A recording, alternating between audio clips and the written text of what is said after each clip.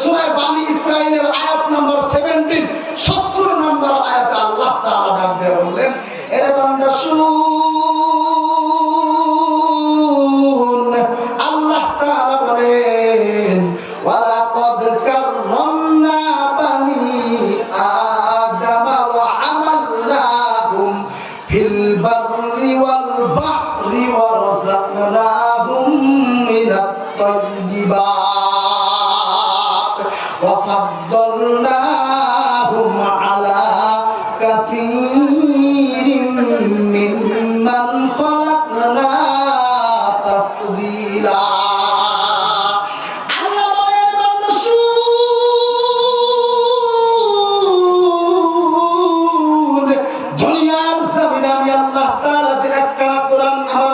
দিয়েছিলাম ওই কোরআনের ভিতরে আমি আল্লাহ তাআলা 114টি সূরার মাঝে একটি সূরা নাযিল করে দিয়েছি, সূরা বানী ইসরাঈল।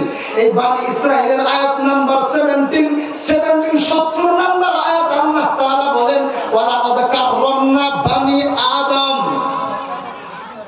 এ দুনিয়ার মানুষ, তোমাদেরকে আমি আল্লাহ দুনিয়ার জমিনে সম্মান দান করেছি। ওয়ালাকাদ কাররামনা বানী আদম ওয়া হামালনাহুম ফিল বাররি ওয়াল বাহর, তোমাদেরকে আমি আল্লাহ রাব্বুল আলামিন সম্মান দান করেছি এবং তোমাদেরকে জলে ও স্থলে চলাচলের জন্য যানবাহন দিয়েছি। ওয়া রাযাকনাহুম মিনাত তাইয়্যিবাত, এবং তোমাকে আমি আল্লাহ দুনিয়ার জমিনে পবিত্র রুজিও দান করে দিয়েছি। ওয়া ফাদ্দালনাহুম আলা কাসীরিন মিম্মান খালাকনা তাফদীলা। আল্লাহ তাআলা আয়াতের শেষের দিকে ডাক দিয়ে বললেন, এ বান্দা শুন, দুনিয়ার জমিনে আমি আল্লাহ তোমাদেরকে সম্মান ও শ্রেষ্ঠত্ব দান করেছি। বলুন সুবহানাল্লাহ। আল্লাহ তাআলা বলেন যে তোমাদেরকে আমি আল্লাহ রাব্বুল আলামিন, এই যে কোরআনের আয়াত ভিত্তিক কথা কিন্তু ভাই, আল্লাহ তাআলা বলেন যে তোমাদেরকে আমি আল্লাহ দুনিয়ার জমিনে সম্মান ও শ্রেষ্ঠত্ব দান করেছি। কাকে বলছে? মা আদম সন্তানকে বলছে। প্রথমে আমরা যে লসটা করেছি আদম সন্তানকে বলছে। তো এখন কথা হলো ভাই, দুনিয়ার জমিনে আল্লাহ তাআলা এত মাখলুক থাকা সত্ত্বেও আমাকে আপনাকে ক্ষুদ্র মানুষ এক ফোঁটা নাক পানি দিয়ে বানানো মানুষকে আল্লাহ তাআলা কেন শ্রেষ্ঠত্ব দান করলেন?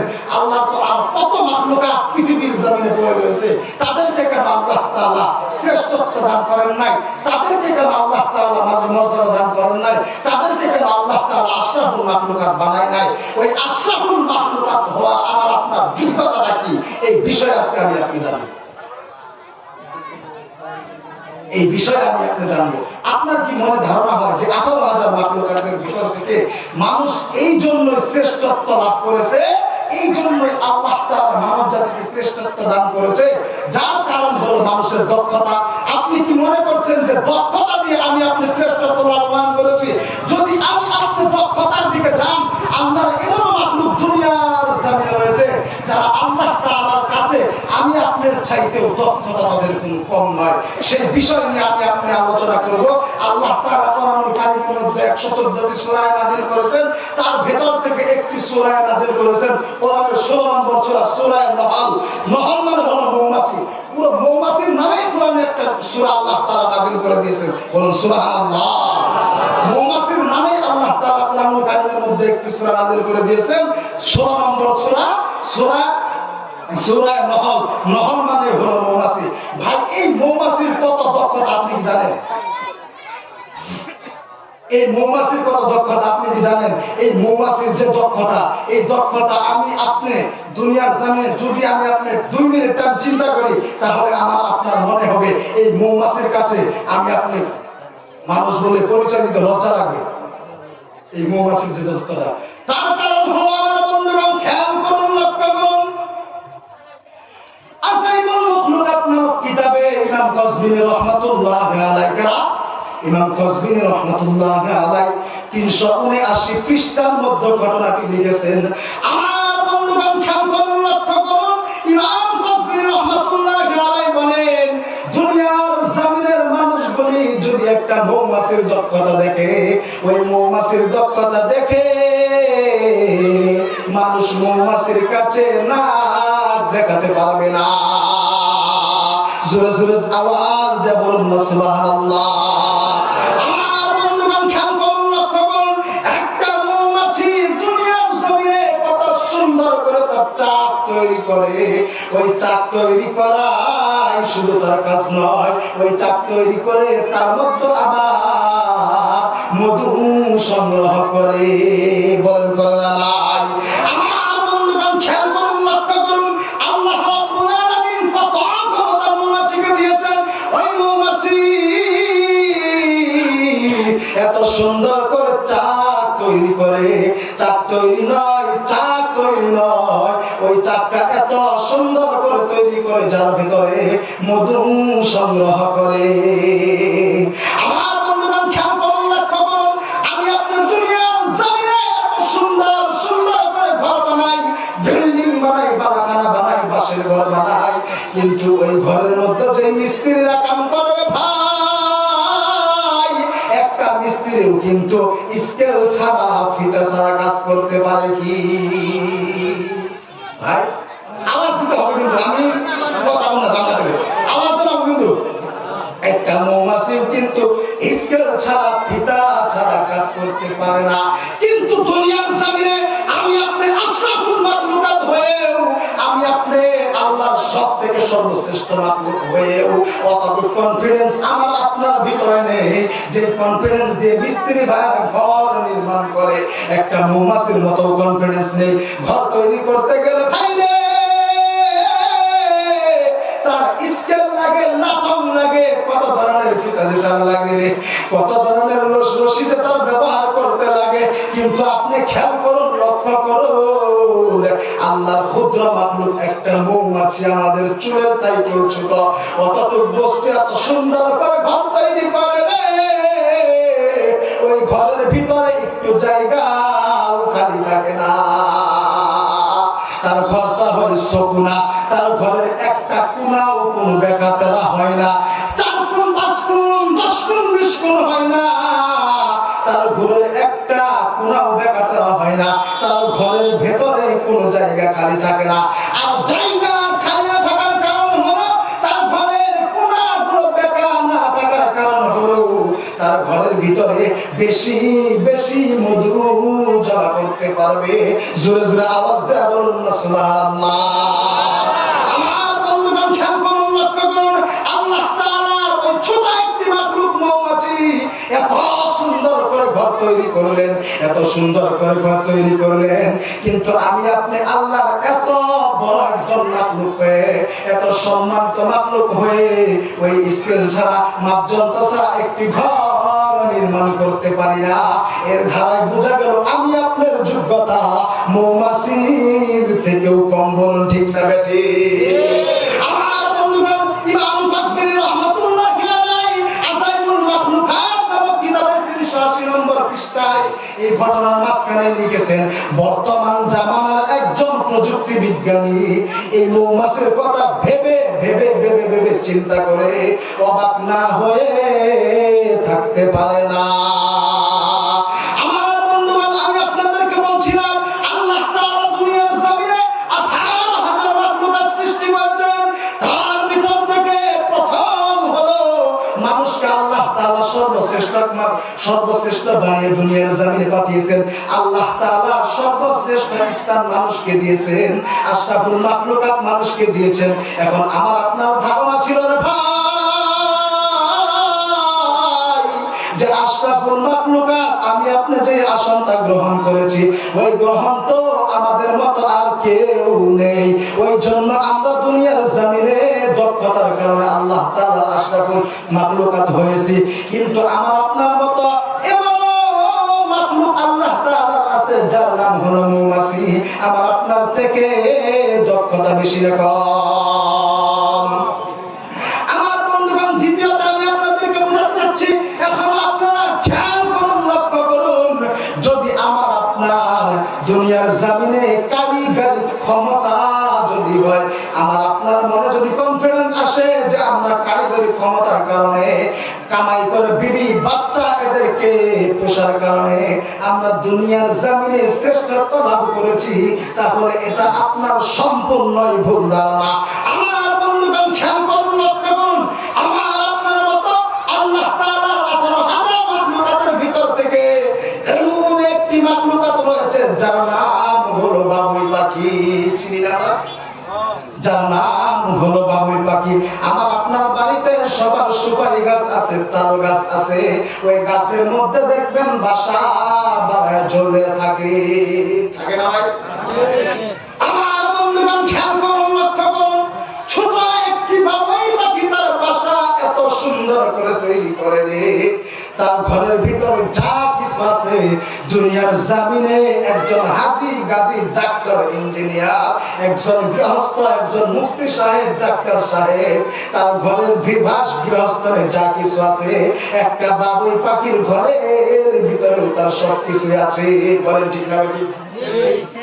একজন মানুষের ঘরের ভিতরে যা কিছু আছে আল্লাহর মাখলুক ছোট্ট একটি বাবুই পাখি রে, তার ঘরের ভিতরে তার সব কিছুই আছে।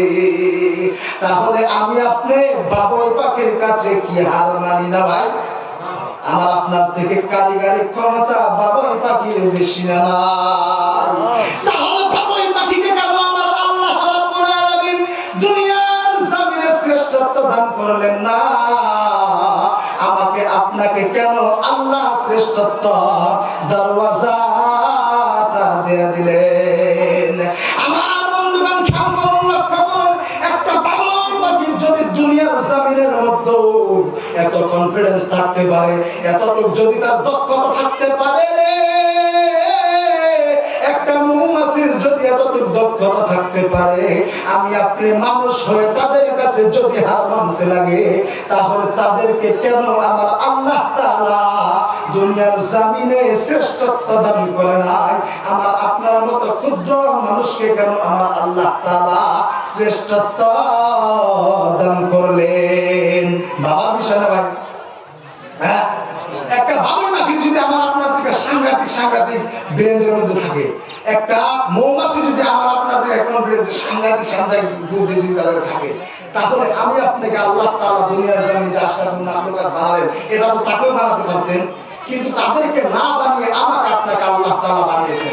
আমার বন্ধুগণ খেয়াল করুন, লক্ষ্য করুন, এরপরে আমি আপনাদেরকে বলবো, যদি আপনার মনের ধারণা হয় দুনিয়ার জমিনে আমি আপনি শ্রেষ্ঠত্ব হওয়ার একমাত্র কারণ হলো চিকিৎসা বিদ্যা, তাহলে দুনিয়ার জমিনে এত বড় ডাক্তার রয়েছে, তাদের চাইতেও আল্লাহ তাআলার কাছে আল্লাহর মাখলুক হনুমান রাসূল নগর, এত বড় ডাক্তারের চাইতেও আল্লাহর মাখলুক হনুমান, এরা আমার আল্লাহর কাছে চিকিৎসা বিদ্যায় কম নয়।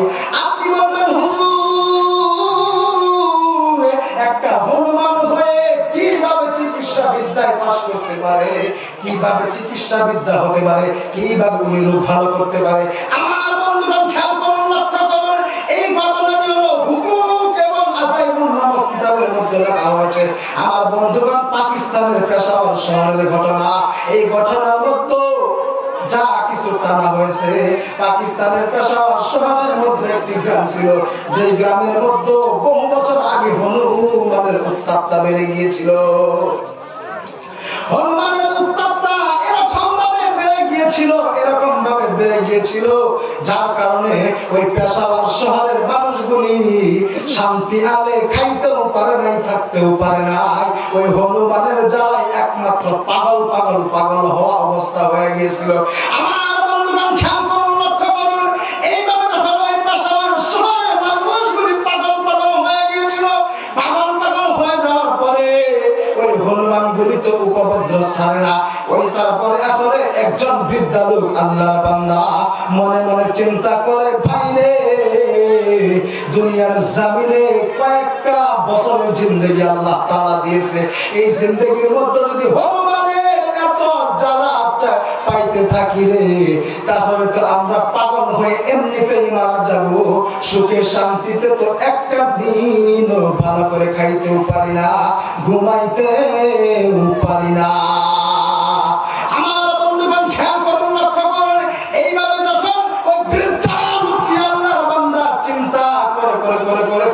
পরে মাথার মধ্যে একটি বুদ্ধি এসে গেল। তার একটি বুদ্ধি হলো যে বাজারের মধ্যে গেছে আল্লাহর বান্দা, বাজারের মধ্যে যায় রে কতগুলি আটা তিনি কিনেছে। শুধু আটা নয়, আসা আটার সাথে একটি বিষের বোতল তিনি কিনেছে। ওই বিষের বোতল আর আটাগুলি আল্লাহর বান্দা নিয়ে বাড়ির মধ্যে চলে আসছে। আসিয়া বৃদ্ধা লোক ওই আটাগুলি দিয়ে সুন্দর সুন্দর করে রুটি তৈরি করেছে। আমার বন্ধুগণ খেয়াল করুন, লক্ষ্য করুন, আল্লাহর বান্দা বৃদ্ধা লোকটি রুটি তৈরি করার পরে ওই রুটির মধ্যে বিষ মাখিয়ে ওই বৃদ্ধা লোকের ঘরের ছাদের উপরে শুকা দিয়েছে, ওইখানে ছড়িয়ে দিয়েছে যে এই হনুমান বলি আসিয়া বিষ মাখানো রুটি খাইয়া দুনিয়ার জমিন থেকে মারা যাবে। আমার বন্ধুগণ খেয়াল করুন, লক্ষ্য করুন, আল্লাহর বান্দা বৃদ্ধা লোকটি তখন এই কথা চিন্তা করে করে করে করে করে হনুমানের জন্য ওই রুটিগুলি ছাদের উপরে দিয়েছে। ছাদের উপরে দেওয়ার পরে বৃদ্ধা লোকটি ওই ছাদের উপর থেকে আসিয়া ওই ঘরের সিঁড়ির তলার মধ্যে লুকাইয়া লুকাইয়া দেখতেছে যে হনুমানগুলি রুটিগুলি খাই না না খায়। আমার বন্ধুগণ খেয়াল করুন, লক্ষ্য করুন, এইভাবে আল্লাহর বান্দা বৃদ্ধা লোকটি তখন লুকিয়ে লুকিয়ে উঁকি মেরে মেরে দেখছে। তাকাইয়া দেখে হনুমানগুলি আসিয়া রুটির চতুর্দিক দিকে বসিয়া রুটিগুলি না খাইয়া একটা একটা করে রুটি হাতে নিয়ে শুকতেছে। আর এক হনুমানের কানে কানে কানে কি যেন বলতেছে। আমার বন্ধুগণ খেয়াল করুন, লক্ষ্য করুন, বৃদ্ধা লোকটি এই পর্যন্তই দেখলেন। দেখার পরে আল্লাহর মাখলুক হনুমান ওইখান থেকে কানে কানে কি যেন বলে আবার চলে গেল, রুটিগুলি ওখানে রেখে চলে গেল। বৃদ্ধা লোকটি মনে মনে চিন্তাবিদ হয়ে গেল যে দুনিয়ার জমিনে এত কষ্ট আমি পাইতেছি, তারপরেও আমার বুদ্ধি কোনো কামে খাটলো না। আমার মনে হয় এই হনুমানের উপদ্রব থেকে, এই হনুমানের জ্বালাই থেকে আমি আর বাঁচতে পারবো না। শুধু আমি নয় রে ভাই, আমার মনে হয় আমার গ্রামের একটা লোক দুনিয়ার জমিনে শান্তিতে থাকতেও পারবে না, খাইতেও পারবে না। এইভাবে চিন্তা করতে করতে করতে করতে আল্লাহর মাখলুক হনুমান আবার দেখে আসিয়া ওই রুটির চতুর্দিক দিয়া বসে হাজির হয়ে গেছে। হাজির হয়ে যাওয়ার পরে বৃদ্ধা লোকটি তাদের দিকে ভালো করে খেয়াল করে দেখে ওই হনুমানগুলির হাতে বিশাল বিশাল গাছের ডাল নিয়ে এসেছে। ওই গাছের ডালের মধ্যে শুধু ডাল নয়, ডালের মধ্যে একটি একটি করে এরকম পাতা ছুটতেছে। যেই ডালগুলি পাতায় বলা হয়ে গেছে, ডাল দেখা যায় না, শুধু পাতা আর পাতা।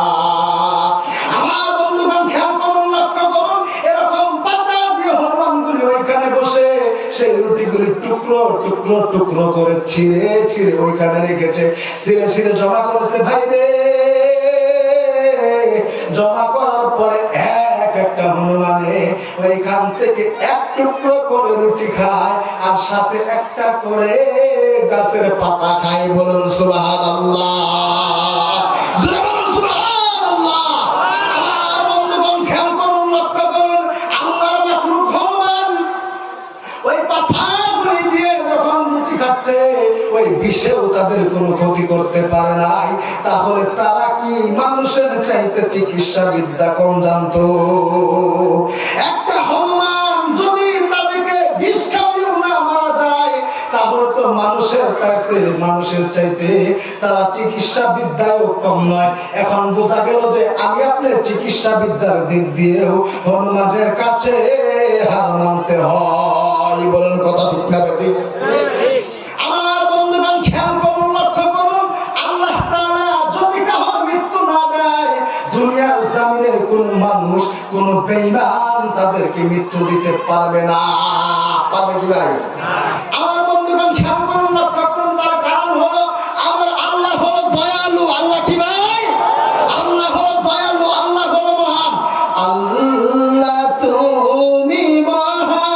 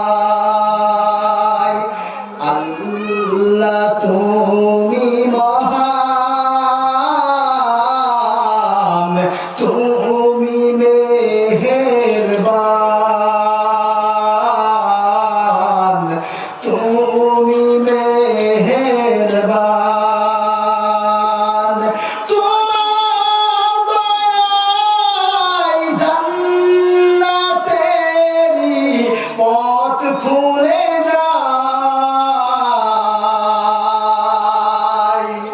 তোমার দয়ায় জান্নাতেরই পথ খুলে যায়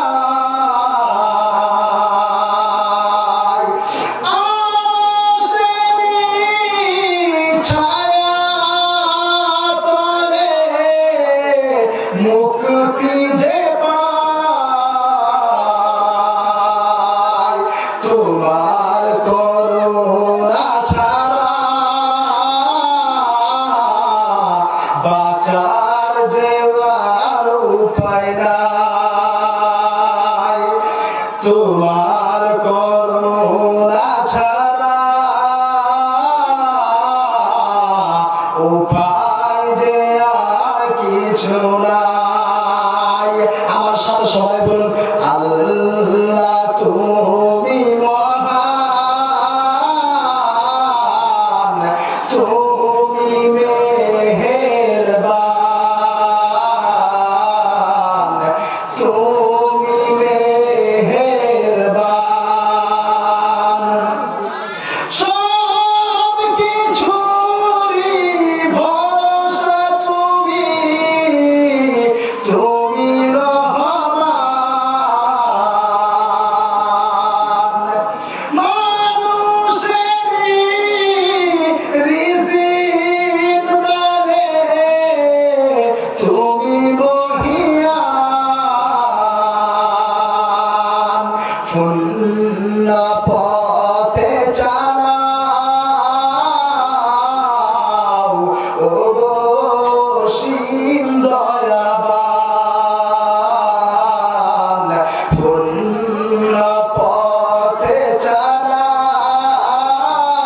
চালাও ও অসীম দয়াবান আমার বন্ধুগণ আমি বলতে চেয়েছিলাম খেয়াল করুন লক্ষ্য করুন আল্লাহ পাকের মাখলুক হনুমানের কাছে যদি আপনি হার মানতে হয় তাহলে আমার আপনার ইসলাম কেন আল্লাহ তাআলা দুনিয়ার জমিনে শ্রেষ্ঠত্ব দিয়ে পাঠালেন আমার বন্ধুগণ খেয়াল করুন লক্ষ্য করুন ওই শ্রেষ্ঠত্বের দরজা আল্লাহ তাআলা মৌমাছিকে না দিয়ে বাবুই পাখিকে না দিয়ে হনুমানকে না দিয়ে আমি আপনি মানুষকে কেন আল্লাহ তাআলা শ্রেষ্ঠত্ব মর্যাদা দান করলেন আমার বন্ধুগণ আপনার ধারণা যদি হয় যে আল্লাহ তাআলা মানুষকে শূন্য ক্ষমতা থাকার কারণে মানুষকে আশরাফুল মাখলুকাত বানিয়েছেন আপনার সম্পূর্ণ ভুল ধারণা তার কারণ হলো আল্লাহ তাআলা মাখলুক যদি শূন্য কারণে বানাতো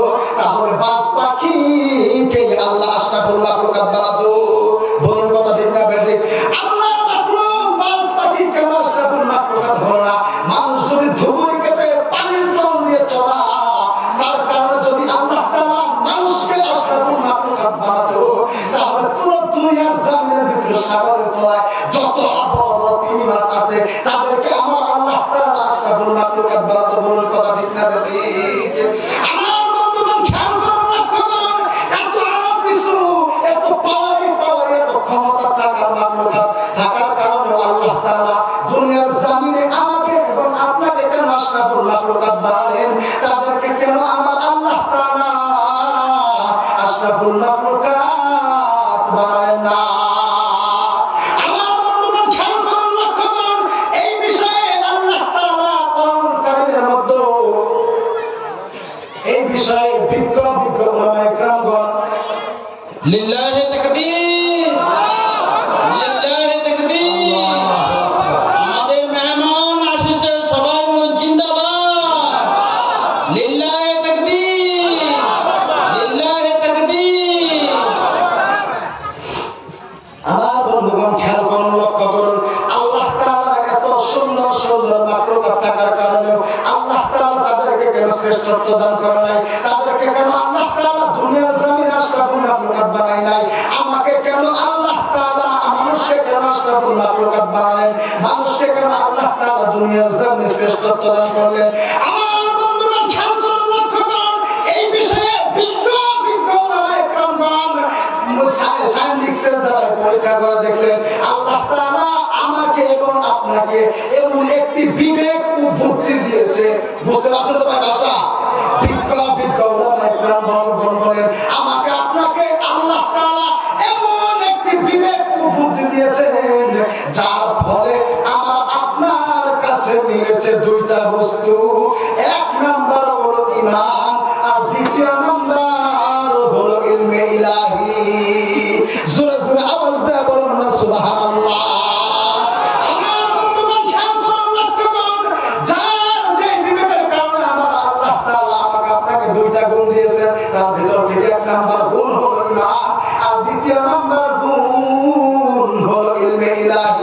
এই দুইটা গুণের কারণে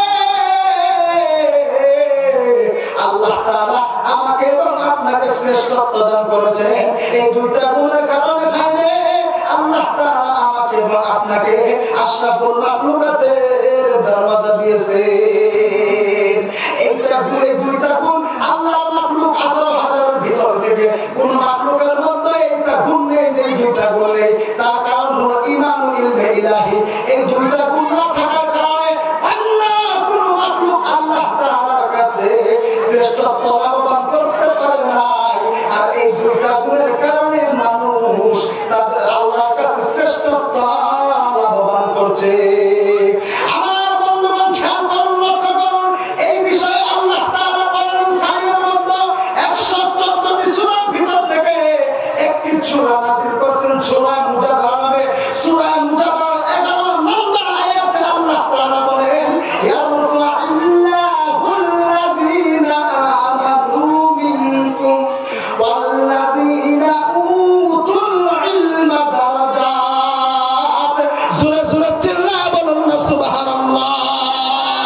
আওয়াজ দিয়ে বলুন সুবহানাল্লাহ।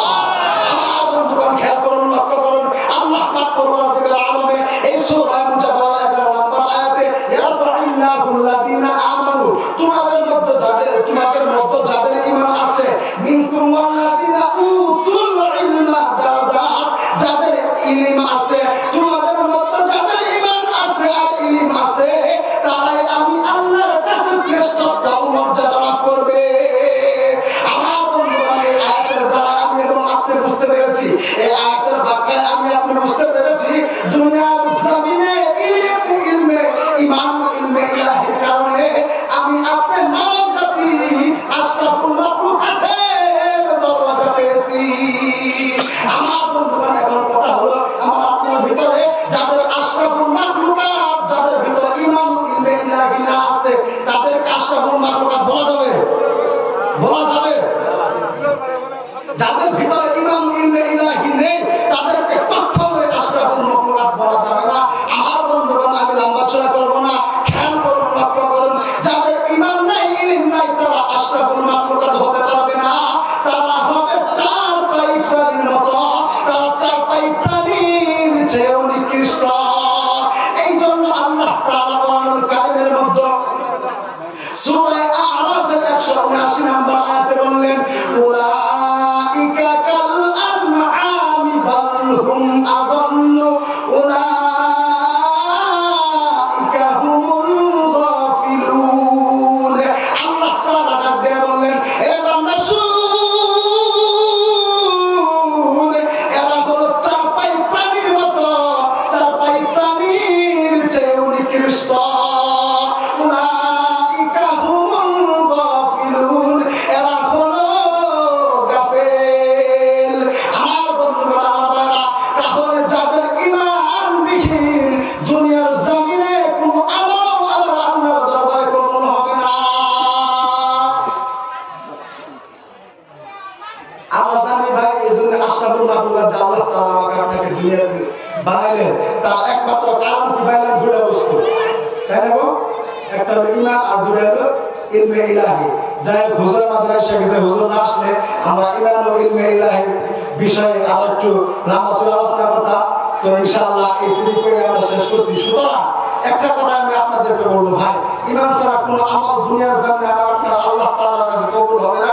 এই বিষয়ে মুসলিম শরীফের 406 নম্বর হাদিসে আল্লাহর নবী সুবহানাহু আম্মা আয়েশা সিদ্দিকা রাদিয়াল্লাহু তাআলা আনহা বললেন, হে নবী, জাহিলি যুগের মধ্যে ইবনে জুদআন নামের এক ব্যক্তি, তিনি আত্মীয় স্বজনের হক আদায় করত।